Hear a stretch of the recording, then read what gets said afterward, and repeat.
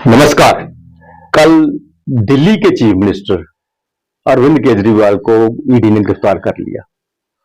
उसकी गिरफ्तारी के फौरन बाद राजनीति तेज हो गई। एक पक्ष कहने लगा कि चुनावों को देखते हुए यह गिरफ्तारी हुई है, और दूसरा पक्ष कहने लगा नहीं, इन्होंने क्राइम किया है, इन्होंने धोखाधड़ी की है, इन्होंने एक्साइज में बहुत बड़े घपले किए हैं, इसलिए गिरफ्तारी उनकी जरूरी थी।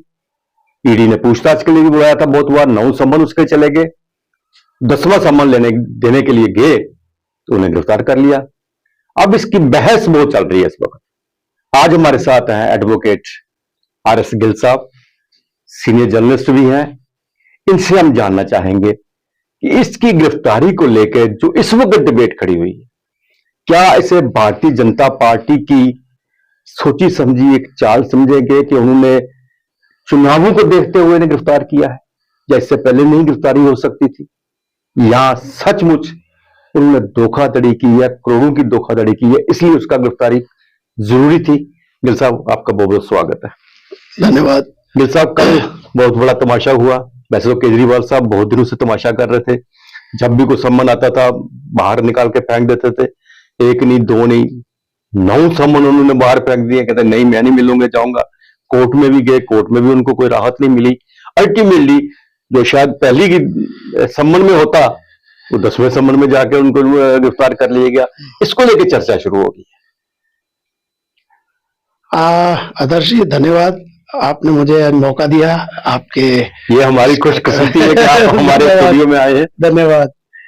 आदर्श जी, ऐसा है, ये जो कल दिल्ली के चीफ मिनिस्टर केजरीवाल साहब की गिरफ्तारी हुई है, इसमें मैं राजनीति से परे की बात करूंगा। देखिए, विषय तो राजनीतिक हो सकता है और बहस भी राजनीति पर ही दारोमदार है, उसके इर्द गिर्द ही घूम रही है। सियासी बहस अपनी जगह है। कुदरती बात है, जो अपोजिशन के लोग हैं, विपक्ष के लोग हैं, उनको एक हैंडल मिल जाता है, एक मौका मिल जाता है कि जी एक सिटिंग चीफ मिनिस्टर, जो हिंदुस्तान की तारीख में फर्स्ट टाइम किसी सिटिंग चीफ मिनिस्टर को गिरफ्तार किया गया, ये बहुत बड़ी बात थी। तो कुदरती बात है, विपक्ष को इससे बड़ा हैंडल नहीं मिल सकता, तो उन्होंने इस चीज को फैलाना है, लोगों में लेके जाना है, लोगों को बताना है कि देखिए कि जमहूरियत खत्म हो रही है, सरकार जो है वो मनमानी कर रही है, सरकार एजेंसियों का दुरुपयोग कर रही है, और वो अपने विपक्षी जो उनके डिट्रैक्टर्स हैं उन पर दबाव लाने के लिए उनको धरपकड़ करती है और ईडी का मिसयूज करती है। ये अपनी जगह है। मैं इससे थोड़ी डिफरेंट बात करूंगा। मैं कहता हूं केजरीवाल साहब पढ़े लिखे राजनीतिक हैं, उन्होंने स्ट्रगल भी किया है, अपने आप को इंटेलेक्चुअल भी कहते हैं, और दिल्ली के चीफ मिनिस्टर हैं चुने हुए, बिल्कुल तीसरी बार, हाँ, चुने हुए और पब्लिक मैंडेट के साथ, जबरदस्त मैंडेट के साथ। तो मैं एक सवाल उन्हीं से पहले पूछता हूं कि आप चीफ मिनिस्टर हैं, आपकी सरकार है दिल्ली में, तो दिल्ली सरकार के जितने भी महकमे हैं, डिपार्टमेंट हैं, उनको पब्लिक के साथ राब्ता है, और पब्लिक के साथ डीलिंग में या पब्लिक डीलिंग में 10 बार डिपार्टमेंट को चिट्ठी लिखनी पड़ती है, किसी भी शख्स को, अवाम में किसी को नोटिस देना पड़ता है। मान लीजिए उनका सेल टैक्स का विभाग है, वो किसी को एक नोटिस भेजता है, किसी व्यापारी को, कि भाई आपका जो जीएसटी का चक्कर है, या आपका जो सेल टैक्स की जो असेसमेंट है उसमें कोई फर्क आ रहा है, डिस्क्रिपेंसी है, आप यहां आइए और इसको जरा दुरुस्त करवा दीजिए। तो वो व्यापारी अगर वो नोटिस को उठा के डस्टबिन में फेंक दे कि जाइए, I give 2 hook to this, मैं नहीं मानता, तो क्या ये वाजिब है? एजुकेशन की बात आप पार्टी करती है, तो कल किसी स्कूल में कोई वायलेशन हो जाती है, कल स्कूल डिपार्टमेंट का इंस्पेक्टर या उनका डायरेक्टर एक नोटिस इशू करता है किसी स्कूल को कि जी आपने यहाँ कोई कमर्शलाइजेशन की है, या आपने कोई बुक्स बेची हैं, या कोई वायलेशन किया है, या किसी बच्चे के साथ, या जो पसमानदा तबके का जो बच्चा है उसके साथ कोई डिस्क्रिमिनेशन की है, तो आप जरा इसको एक्सप्लेन कर रहे हैं, यहाँ आ जाइए। तो उसका प्रिंसिपल उठा के नोटिस फेंक देगा? कोई पब्लिक डिस्ट्रीब्यूशन सिस्टम में किसी जो जहां राशन डिस्ट्रीब्यूट हो रहा है, उनको कल फूड सप्लाई डिपार्टमेंट किसी वायलेशन के लिए अगर तलब करता है तो वो ये कि मैं नहीं आता। तो rule of law is very important. एक मुख्यमंत्री क्या मैसेज दे रहे थे लोगों को पिछले 1-1.5 साल से कि मैं किसी नोटिस वोटिस को नहीं मानता। ये एक गलत उनका गलत बयानिया था, ये उनकी गलत सोच थी, गलत मैसेज था।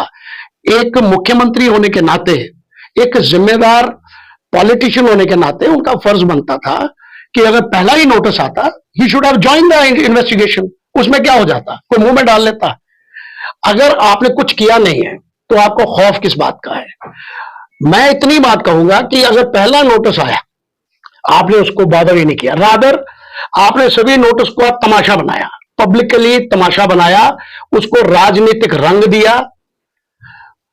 यह बात आपके जहन में होनी चाहिए कि अगर यह मैसेज मैं अपनी आवाम को दे रहा हूं, अपने डिपार्टमेंट्स को दे रहा हूं, मैं स्टेट चला रहा हूं, दिल्ली स्टेट चला रहे हैं वो, अगर उनकी स्टेट की रिट जो गवर्नमेंट ऑफिस की होती है, या जो गवर्नमेंट ऑफिस किसी लॉ के तहत काम करते हैं, किसी कानून के तहत काम करते हैं, रूल्स होते हैं, अगर उसके तहत वो किसी को तलब करते हैं या किसी को बुलाते हैं, तो शहरी, एक जिम्मेदार शहरी का फर्ज बनता है कि वो उसको ज्वाइन करे, असिस्ट करना होता है। पुलिस का कोई ऑफिसर, कोई ऑफेंस हो जाता है आपकी कम्युनिटी में या मोहल्ले में, तो वो आपको एसएचओ तलब करता है कि आप आइए जरा हमें इंफॉर्मेशन दे दीजिए, तो आप कहें जी मैं नहीं मानता। तो फिर रूल ऑफ लॉ कहां है? एक आम आदमी, किसी गांव का आदमी, उसको अगर कोई नोटिस जाता है और वो कहता है जी मैं नहीं मानता, मुझे पता ही नहीं है, तो बात कोई हालांकि लीगली वो गलत है, लेकिन चलिए आम भाषा में अब कह लीजिए, लोगों की समझ के मुताबिक, चलिए ये अनपढ़ था, इसको नहीं पता। आप एक जिम्मेदार, एक इलेक्टेड मुख्यमंत्री हैं, पढ़े लिखे हैं, how you can undermine the legal notice sent by, जिसकी एक कोई स्टैट्यूटरी नोटिस है, वो एक लॉ है जो मनी लॉन्ड्रिंग एक्ट है, उसके तहत अगर एनफोर्समेंट डायरेक्टर को, ये मैं इसमें नहीं बहस में पड़ता कि वो गलत है कि सही है, इन्होंने उस घपले में ये शामिल है या नहीं, इसमें it's too early to tell. लेकिन अगर उस प्रोसेस को, इन्वेस्टिगेशन के प्रोसेस को अगर कोई एजेंसी कर रही है और आपसे उससे मदद मांगी जाती है, you are suppose to attend. नहीं, इनकी दलील ये थी कि उनके पहले ही 2 मंत्री नोटिस किया गए जेल के अंदर, सांसद उनके जेल के अंदर, उनको ये लग रहा था कि मुझे भी अंदर करने का बहाना ढूंढ रहे हैं, बार बार इसी बात को देखिए आदर्श जी, ये बात मैं कतई नहीं मानता। ये बात पॉलिटिकल मंशा हो सकती है, मैं ये नहीं कहता, मैं I am not giving clean chit to Bhajpa, वो राजनीतिक मंशा हो सकती है, लेकिन हमारा न्यायिक सिस्टम है, कोर्ट्स हैं, कोर्ट को ये कहना कि शायद वो सरकार से मिल गया, ये भी गलत है। अगर आपको बुलाया और आप गए और बाद में अगर मटेरियल नहीं है तो अरेस्ट नहीं हो सकती। देखिए कोई भी अरेस्ट सस्टेनेबल नहीं है जब जुडिशियल स्क्रूटनी आएगी। आप देखिए अगर मनीष सिसोदिया और उनसे पहले इनके 1-2 मंत्री और वो अगर वहां गिरफ्तार हुए हैं तो उन्होंने कोर्ट के दरवाजे खटकाए हैं, बेल के लिए गए हैं। और आपको पता है कोर्ट का जो नजरिया है कि बेल जो है वो दी जानी चाहिए, लिबरल होना चाहिए कोर्ट्स को, जेल इज एन एक्सेप्शन। तो अगर वो कोर्ट में गए, अगर कोर्ट में जो मटेरियल उन्होंने दलील पेश की वो सस्टेनेबल नहीं थी तो कोर्ट ने उनको बेल नहीं दी। तो अगर आप ये कहते हैं कि जी कोर्ट भी मिले हुए हैं, फिर तो मैं समझता हूं वही कह रहे हैं ना, तो सरकार ही खत्म है, फिर तो जमहूरी कोई निजाम चल ही नहीं सकता। वही तो उनका वो कह रहे हैं कि ना चार्जशीट पेश की जाए, ना कुछ बरामद किया गया, ना ही उनकी बेल हो रही है। देखिए कैसे होगा, चार्जशीट कैसे होगी या कोई चीज बरामदगी होगी कैसे, जब तक आप इंफॉर्मेशन शेयर नहीं करेंगे। अब क्या होता है कि जो विटनेस है या कोई एविडेंस है वो कलेक्ट किया जाता है, उसको करबोरेट किया जाता है, फिर उसके बाद अराइव किया जाता है कि कौन कौन लोग इसके साथ जुड़े हैं। या एक और बड़ी बात है, आप जुड़े हैं या नहीं जुड़े हैं, आपको नॉलेज है। लॉ में मंशा और नॉलेज, अगर आप किसी ऑफेंस का नॉलेज है आपको, तो आपका ये आप पर जिम्मेदारी आता है, आपका उत्तरदायित्व है कि आप एनफोर्समेंट एजेंसी या जो लीगल लॉ एनफोर्सिंग एजेंसी है उनके साथ शेयर करें। पहले तो आप वॉलेंटरली करना चाहिए। अगर आप नहीं करते तो अगर वो बुलाते हैं, तलब करते हैं, तो आपको जाना चाहिए और शेयर करना चाहिए। मैं समझता हूं इसको राजनीतिक मुद्दा दोनों तरफ से बनाया जा रहा है, क्योंकि इलेक्शन आ चुके हैं। देखिए, अगर अरेस्ट होनी थी तो मैं समझता हूं कि पहले नोटिस पे भी हो सकती थी, चौथे पर भी हो सकती थी, 9वें पर भी हो गई। लेकिन उन्होंने इनको काफी समय दिया, एनफोर्समेंट एजेंसी ने। ये कोर्ट में गए हैं, कोर्ट में, हाई कोर्ट में जब गए हैं, पहले तो लोअर कोर्ट में गए, फिर जब हाई कोर्ट में गए हैं, लोअर कोर्ट वालों ने भी यही कहा था, लोअर कोर्ट ने भी यही कहा था कि आप असिस्ट करिए एजेंसी को। फिर ये हाई कोर्ट गए। हाई कोर्ट में जो जज साहबान है, उन्होंने पहला सवाल ये किया कि व्हाई डोंट यू ज्वाइन, आपको उनके यहां पेश होने में क्या दिक्कत है। अब वो कहते हैं कि मुझे पहले गारंटी दे दीजिए, प्रोटेक्शन दे दीजिए कि मैं ज्वाइन करने के लिए, कि मुझे अरेस्ट नहीं किया जाए, कोर्सिव एक्शन जो कोई नहीं किया जाए। कोर्ट की ज्यूरिडिक्शन ही नहीं है ऐसा। कोर्ट के सामने जो मटेरियल आएगा उस पर कोर्ट फैसला करेगी। तो मैं समझता हूं कि इसमें क्योंकि अब चुनाव आ चुके हैं, जो चुनाव के पहले हुआ है, तो सभी की ये बात मैंने आपको लीगल और एक नैतिक और मोरालिटी और लॉ की बात बताई। अब बात आएगी राजनीतिक। देखिए, राजनीति जो है वो राजनीतिक पार्टियों का जो धर्म है वो राजनीति करना है। इसमें राजनीति अगर है तो राजनीति का क्या भारतीय जनता पार्टी को इसकी गिरफ्तारी से कोई फायदा मिल रहा है? हालांकि सर्वे, मैं एक मिनट आपको रोक रहा हूँ, हालांकि सर्वे ये कह रहा है कि दिल्ली की जो सीटें जितनी भारतीय जनता पार्टी को पहले आ रही थी वो इसकी गिरफ्तारी के बाद कम हो रही है। राजनीतिक फायदा तो उन्हें मिलने वाला नहीं, जिस हाल जो अभी तक हालात बने। देखिए आदर्श जी, ऐसा है, चुनावी राजनीति में समय जो होता है ना, ये जो वेव होती है, इसका ऊपर चढ़ना और नीचे गिरना ये बड़ा लंबा समय है। चुनाव होने हैं अभी, उसमें समय है। चुनावी राजनीति में एक हफ्ता होता है ना, हफ्ता और 3 दिन, बिल्कुल उसमें भी नक्शा बदल जाता है, वे बदल जाते हैं। अब ये डिपेंड करते हैं। देखिए, ब्लेसिंग इन डिस्गाइज ये आप पार्टी को भी हो सकती है, वो कितने कामयाब होते हैं इस बात को लोगों तक उतारने में कि मुझे किसी कसूर की वजह से नहीं किया, मैंने एनफोर्समेंट के जो नोटिस डिसोबे किए उसलिए नहीं किया, मुझे राजनीति की रीजन से किया गया है। और आप और विपक्ष, यही देखिए ना, विपक्ष में यही केजरीवाल उनको बड़ी गालियां देते थे, बिल्कुल कांग्रेस को, यही केजरीवाल आज उनके साथ चलने के लिए समझौता कर रहे हैं। और वही कांग्रेस जो केजरीवाल की हर नीति, हर फैसले को अपोज करने के लिए, एक्सपोज करने के लिए प्रेस कॉन्फ्रेंस करती है, एकदम तर्कबद्ध प्रेस कॉन्फ्रेंसें की उन्होंने। लेकिन यहां पर राजनीतिक फायदा देखते हैं तो फिर दल आपस में, आपको पता है, समीकरण बनते हैं, गठजोड़ होते हैं, उसमें ये उनका ऑब्जेक्टिव तो एक है ना।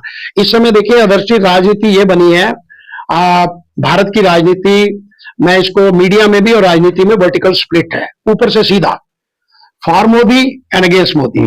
अब जो फॉर मोदी है वो कुदरती बात है, अपने तरीके से अपना पक्ष रखते हैं, और जो अगेंस्ट मोदी हैं वो अपने तरीके से पक्ष रखते हैं। और आजकल तो मीडिया वॉर है, डिजिटल का जमाना है, सोशल मीडिया बड़ा हावी है, तो उसमें सभी की पेड़ टीमें हैं, बड़ी बड़ी प्रोफेशनल टीम है। भाजपा की बहुत बड़ी लंबी चौड़ी है, ऐसे ही कांग्रेस की, ऐसे ही आपकी, बहुत सारी इन्होंने प्रोफेशनल हायर किए हुए हैं, बड़ी बड़ी टीमें हैं जो सोशल मीडिया पर, ट्विटर, फेसबुक, इंस्टाग्राम, इन हैंडल्स पर इस वार में कौन आगे जाता है ये डिपेंड करता है, किसकी स्ट्रैटेजी काम आती है। और ये कुदरती बात है, ये बड़ी शिद्दत से होगा आने वाले टाइम में। तो कौन आदमी, अगर भाजपा अपना पक्ष रखने में कामयाब हो जाती है कि क्यों किया, इसका उसके साथ कोई तल्लक नहीं है, राजनीति के साथ ये होना ही था, तो मैं नहीं समझता फिर कोई ज्यादा फर्क पड़ेगा। क्योंकि लास्ट टाइम अगर इलेक्शन हुई है तो आपने देखा होगा कि असेंबली की इलेक्शन और लोकसभा के इलेक्शन में भारी डायरेक्शनल अंतर था। लोकसभा सीटें सारी भाजपा जीत गई, और लेकिन असेंबली की सीटें सारी वो जीत गए। तो लोगों को पता होता है कि राष्ट्रीय स्तर पर जो चुनाव हैं उसमें मुद्दे क्या हैं और उनकी प्रेफरेंसेस क्या हैं, और जो स्टेट लेवल पर जो इलेक्शंस होते हैं उसमें क्योंकि लोकल इलेक्शंस होते हैं, लोकल कैंडिडेट्स होते हैं, उनके राब्ते होते हैं, उनकी पहचान होती है, तो उन्होंने काम किया होता है, पब्लिक पीआर वर्क उनका बड़ा अच्छा होता है, तो उसमें कुछ लोकल मुद्दे होते हैं। वो कई बार ऐसा, बहुत बार आपने चुनावी इतिहास में देखा होगा कि लोगों ने लोकसभा में एक पार्टी को बहुमत दिया और लेकिन राज्य में दूसरी पार्टी को बहुमत दिया। जैसा मैं आखिर में एक और चीज आपसे जानना चाहूंगा कि ये जैसा आपने भी शुरू में कहा, ये पहले मुख्यमंत्री हैं जो ऑन ड्यूटी जिनको अरेस्ट किया गया, इससे पहले जिनके भी ईडी ने वारंट निकाले, जो पता था उनको गिरफ्तार करो, रिजाइन कर दिया था। तो ये कह रहे हैं कि मैं जेल से ही सरकार चलाऊंगा, ये कहां था पॉसिबल है? देखिए, जेल से सरकार चलाना जहां तक बात है, ये भी एक राजनीतिक वक्तव्य है, ये स्टेटमेंट है। वैसे तो आपको हैरानगी, वैसे ये भी एक हिस्ट्री है, राजनीतिक इतिहास है कि अरविंद केजरीवाल एक वाहिद मुख्यमंत्री है जिन्होंने कोई भी विभाग अपने पास नहीं रखा हुआ। बिल्कुल बिल्कुल, ठीक है, बिल्कुल सभी विभाग बांटे हुए हैं, इनके पास कोई विभाग नहीं है। और जो प्रोटोकॉल होता है, जो रूल्स ऑफ बिजनेस है स्टेट गवर्नमेंट का, उसके तहत जो चीजें मुख्यमंत्री के पास जानी है या कैबिनेट, उसमें एक डिवीजन है ना काम का, जो कार्य या जो फैसले मुख्यमंत्री तक जाते हैं वो मुख्यमंत्री के पास फाइल जाती है, और जो कैबिनेट में जाने हैं वो मुख्यमंत्री के साथ कैबिनेट में जाते हैं। अब रही बात, मोस्टली ये कहना तो बहुत आसान है, लेकिन अभी इट्स टू अर्ली टू से, क्योंकि ये जेल नहीं है, he is not in jail, he is in custody. ये एनफोर्समेंट डिपार्टमेंट की कस्टडी है जो इंटेरोगेशन के लिए है, इसमें तो उनके साथ कोई मिल भी नहीं सकता। हाँ, होगा क्या, जब ये रिमांड खत्म होगा 28 को, तो एनफोर्समेंट डायरेक्टरेट, कुदरती बात है, फिर कोर्ट में जाएगी कि जी हमें अभी और टाइम दे दीजिए, एक्सटेंड कर दीजिए, 2 दिन कर दीजिए, 5 मांगेंगे। पॉसिबिलिटी है, कोर्ट पर ये उसके विवेक पर है जज साहब के, कि वो गए जी ठीक है 2 दिन और रख लीजिए, नहीं तो अदरवाइज उनको जुडिशियल कस्टडी में जाना पड़ेगा। अब जो जुडिशियल कस्टडी में जाएंगे तो फिर वो जेल में जाएंगे, तो वहां से राजनीति करना तो जेल से आसान है, लेकिन मुझे लगता है कि हुकूमत चलाना मुश्किल है, क्योंकि फाइल्स मूव नहीं की जा सकती। इससे पहले उसका डिप्टी सीएम भी वही है। नहीं, जेल मैनुअल है ना, देखिए जेल मैनुअल है, उसमें रूल्स हैं कि आप उसमें पब्लिक मीटिंग के भी रूल्स हैं, कितनी बार मिल सकते हैं, कितनी देर के लिए मिल सकते हैं। तो ये बात कहना कि मैं जेल से हुकूमत करूंगा, हाँ इनके नाम पर हुकूमत हो जाएगी अगर वो नहीं रिजाइन। नैतिकता ये कहती है कि ही शुड रिजाइन। अगर वो अपने बेंचमार्क हाई पब्लिक लाइफ के बनाना चाहते हैं तो उससे कोई फर्क नहीं पड़ता। देखिए, आप दोषी तो करार हुए नहीं, आप अक्यूज हैं या आपको इंफॉर्मेशन के लिए मांगा। अगर आज आपको उन्होंने अरेस्ट किया है तो you are arrested as an accused. अभी आप वो साबित थोड़ी हो गया, वो तो कोर्ट का मामला है। अब आपको कल बेल मिल जाती है अगर, तो आप वैसे ही बाहर हैं, फिर तो कोई दिक्कत नहीं। यहाँ बहुत से राजनीतिक हमारे राष्ट्रीय स्तर के जो नेता हैं सभी पार्टियों के, उन्होंने बेल पर घूम रहे हैं और बेल पर काम कर रहे हैं।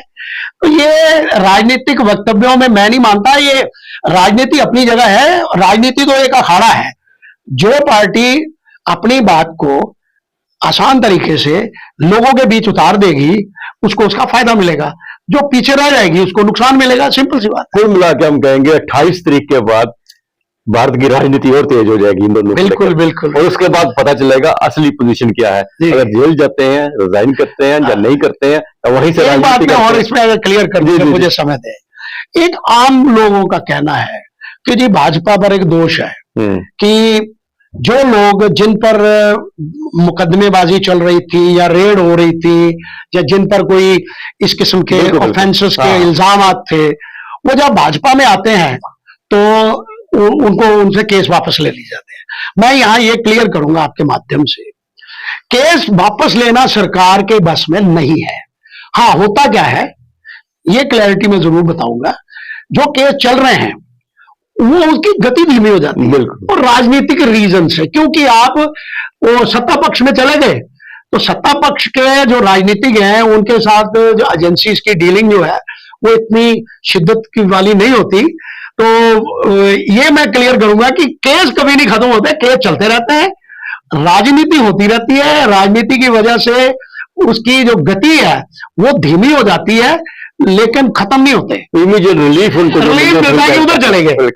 और वो ये दोष सत्ता पक्ष का भी है, भाजपा पर भी ये इल्जाम है कि दे शुड नॉट वेलकम।